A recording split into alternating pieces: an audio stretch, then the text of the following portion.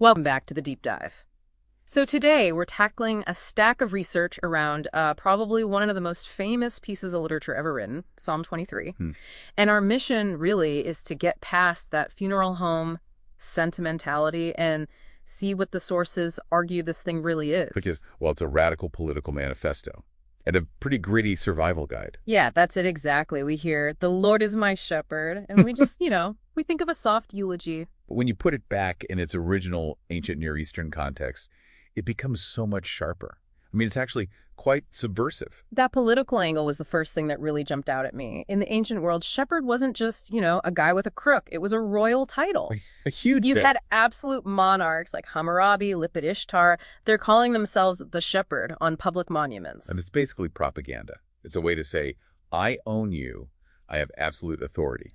It legitimizes total control. So when David, and he's a king himself, writes this, he just completely flips that power dynamic. He abdicates, really, by saying, Yahweh's my shepherd. He's publicly saying the human king. Well, he's just another sheep. It democratizes the whole system. If the king is a sheep, he's on the exact same level as the lowest peasant. It's a huge check on ego. And that idea of dependency, it gets so much more real when you look at the geography. Oh, yeah. We always see paintings of these lush rolling hills like a golf course in Scotland or something. Which is just completely wrong. This whole poem is set in the Judean Wilderness. It's arid, it's rocky, it's dangerous. And that context just transforms the green pastures line. The Hebrew there is neotdesha. Right, and neotdesha isn't a meadow. It's these tiny little moisture-pendant tufts of grass that sprout up after the morning dew. And the key detail is that by the afternoon, the sun just withers them. They're gone. Exactly. So it's a picture of scarcity, not abundance. The sheep can't see tomorrow's food. They have to trust the shepherd knows where the very next bite is right now. It's about daily, almost desperate dependence. And that tension carries right over to the still waters, too. Because sheep are terrified of fast-moving water, right? The wordies. Their wool gets heavy and they can drown. So the shepherd literally has to work for it. He has to dam up a stream, create a safe artificial pool. The peace isn't natural. It's engineered. Okay, which brings us to the most dangerous part of the journey, the valley of the shadow of death. The Hebrew is Salmawet, and it refers to real physical canyons, deep ravines full of shadows and predators. But this was my favorite insight from the research stack.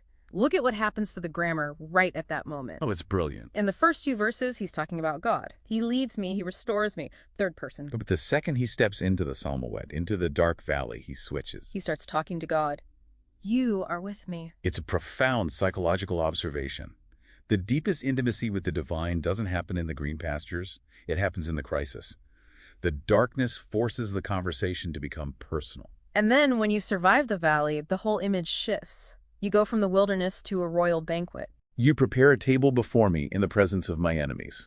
That last part, we gloss over that, I think. The enemies are still there. And that is the vindication.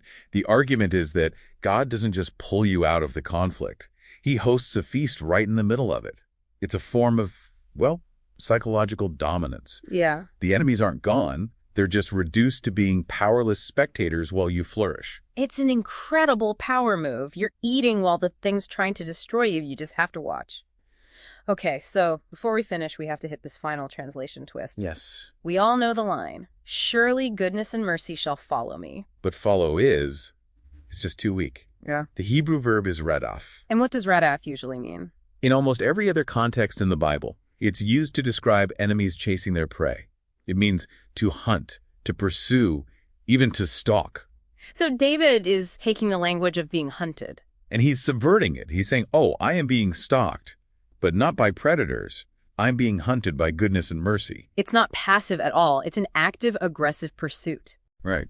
And, we live in this modern world of anxiety where we're always trying to create a life with no valleys. Yeah.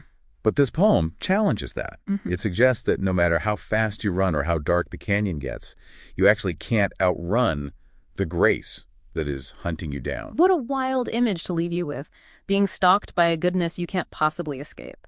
Thanks for listening to this deep dive.